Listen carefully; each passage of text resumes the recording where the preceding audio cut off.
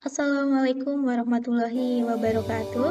Yang terhormat Ibu Lina Handayani, Sarjana Kesehatan Masyarakat Magister Kesehatan PhD, selaku dosen pengampu mata kuliah Promosi Kesehatan.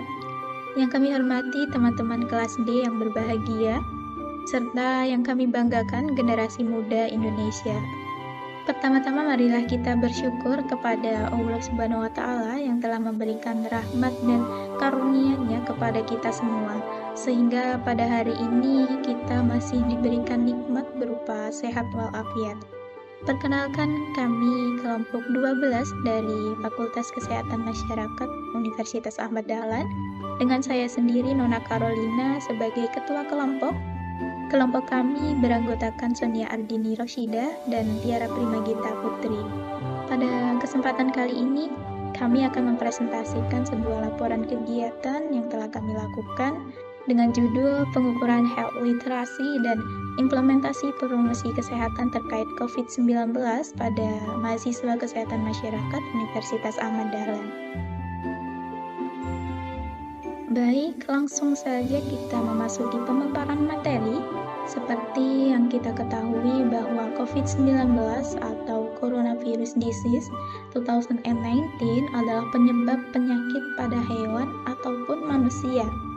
Nah, manusia yang terjangkit virus ini akan menunjukkan tanda-tanda penyakit infeksi saluran pernapasan, mulai dari flu sampai yang lebih serius seperti Middle East Respiratory Syndrome dan Severe Acute Respiratory Syndrome, atau yang kita kenal dengan sindrom pernapasan akut berat. Keluhan yang paling sering dirasakan pasien COVID-19 adalah batuk, kemudian sesak nafas, mialgia, dan gejala gastrointestinal seperti diare. Nah, penyebaran penyakit ini diketahui melalui droplet dan kontak langsung dengan droplet. Nah, kemudian apa kaitannya antara health literasi atau literasi kesehatan dengan COVID-19?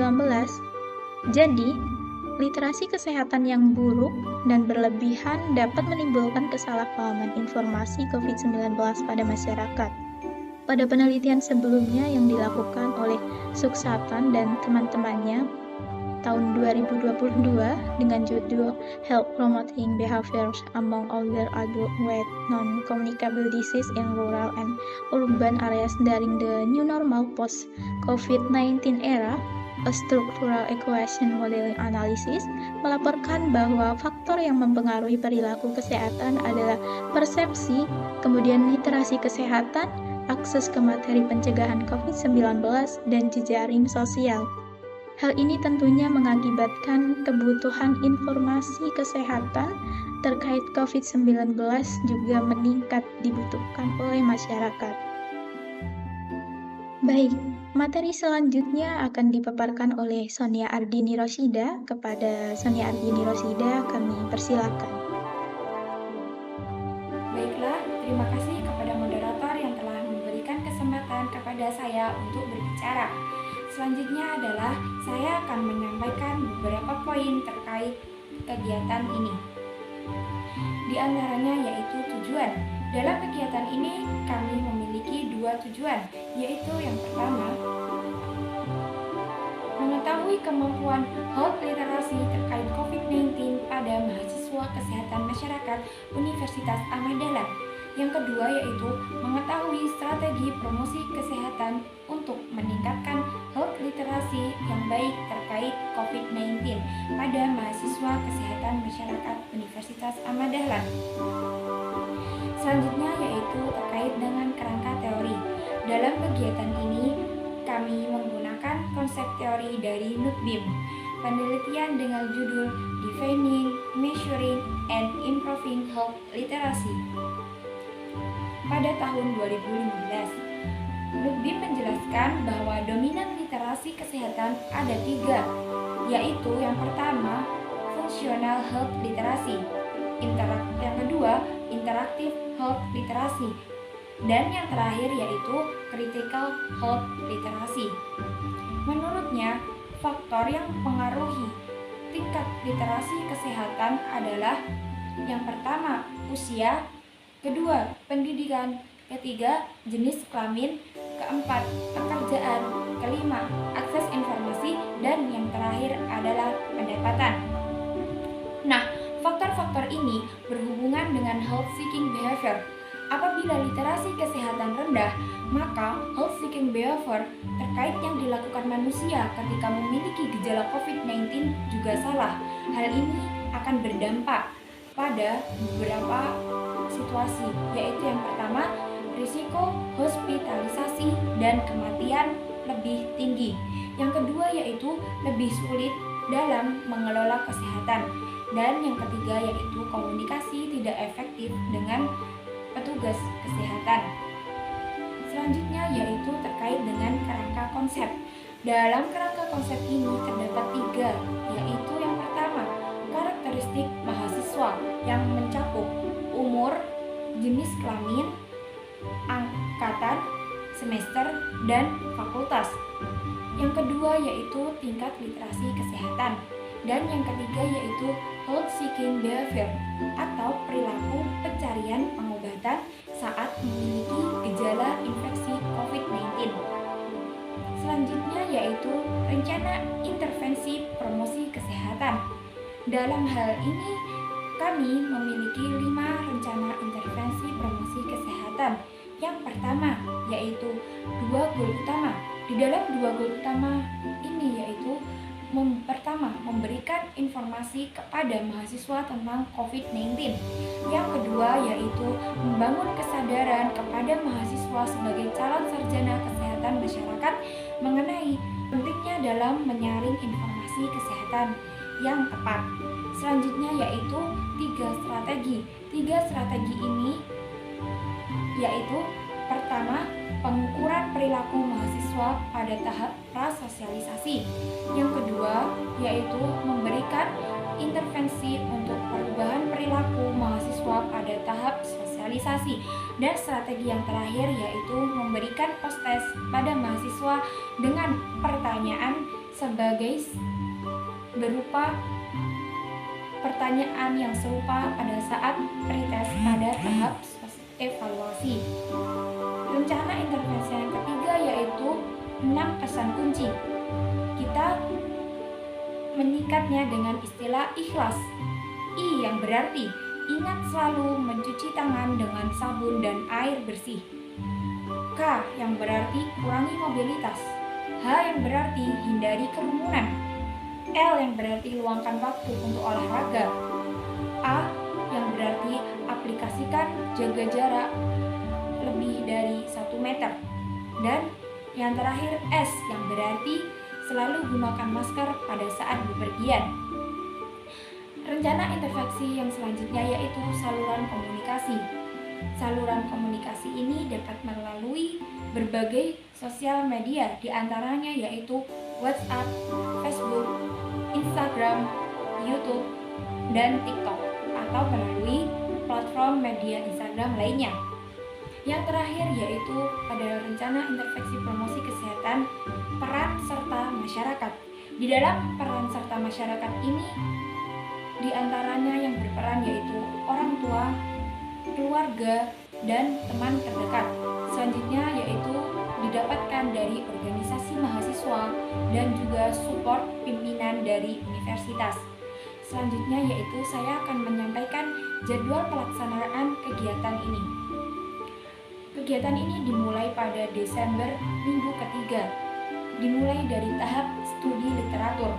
Selanjutnya dilanjutkan pada Desember minggu keempat, yaitu melakukan proyek perencanaan kerangka teori, konsep, dan rencana intervensi promosi kesehatan.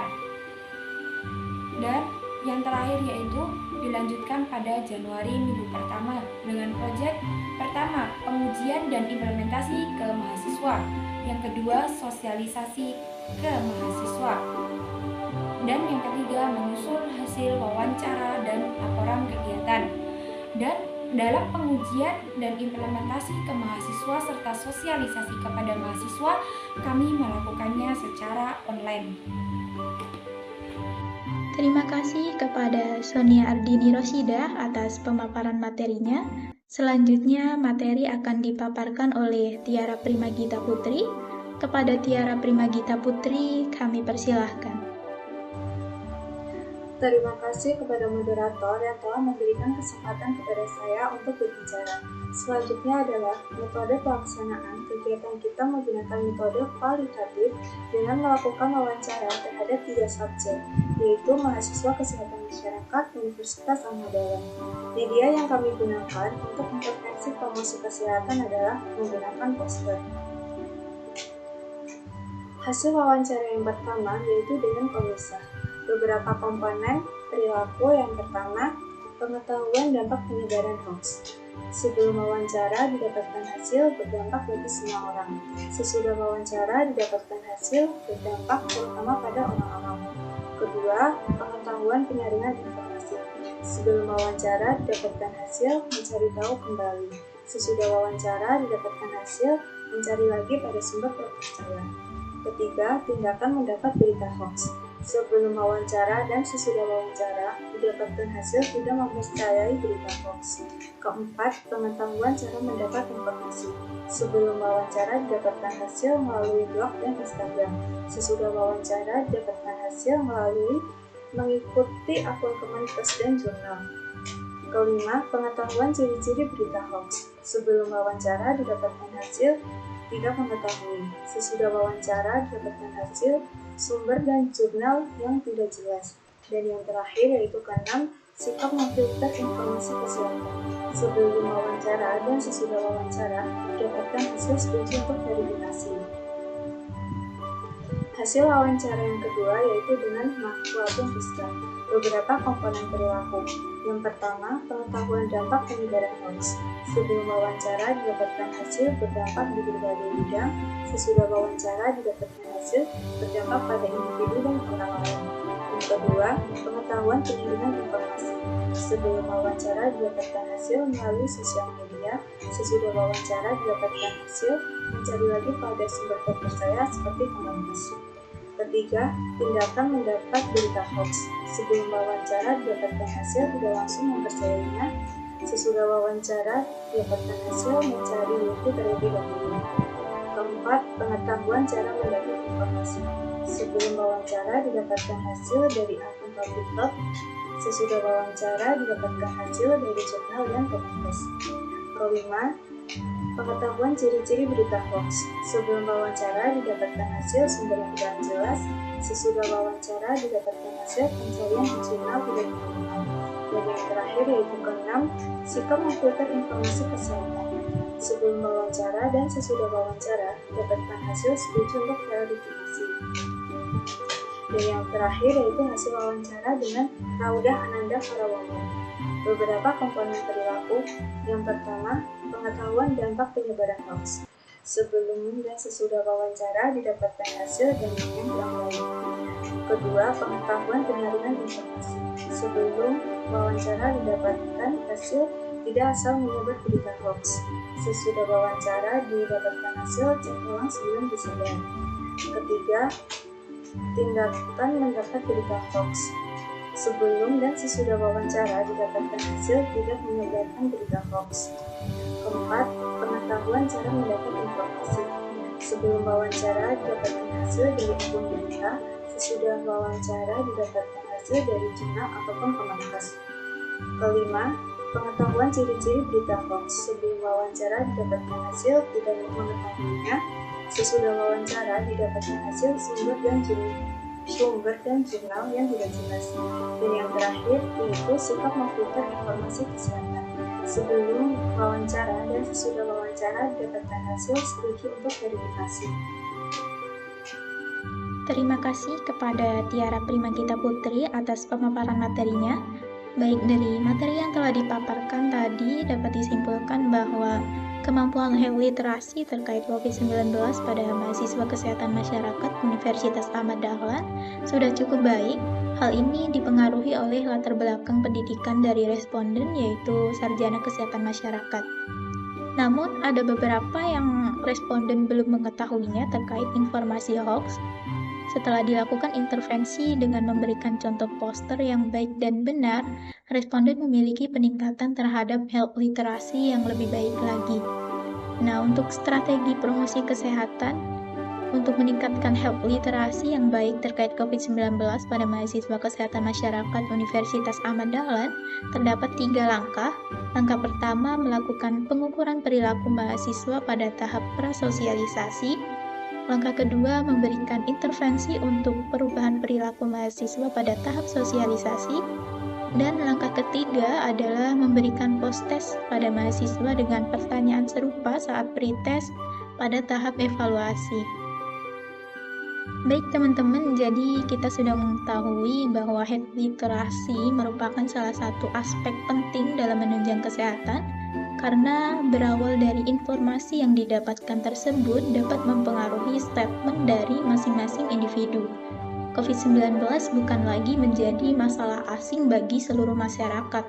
Tingginya angka penyebaran COVID-19 pada saat itu juga membuat semakin banyak tersebarnya berita hoax di masyarakat yang menimbulkan statement buruk, kemudian gangguan psikologis karena perasaan yang cemas dan takut. Oleh karena itu, sangat penting untuk menyaring setiap informasi yang ada. Hal ini dapat dilakukan dengan penyuluhan, promosi kesehatan yang dilakukan oleh petugas kesehatan, agar setiap orang dapat memfilter dan mengkaji ulang setiap informasi kesehatan yang diperoleh ke sumber yang dapat terpercaya, sehingga tidak menyimpulkan sendiri secara mentah-mentah informasi yang didapat. Baik, demikianlah presentasi dari kami. Berikut adalah referensi yang kami gunakan dalam melaksanakan kegiatan ini. Kurang dan lebihnya mohon maaf. Sekian dan terima kasih. Semoga bermanfaat. Wassalamualaikum warahmatullahi wabarakatuh.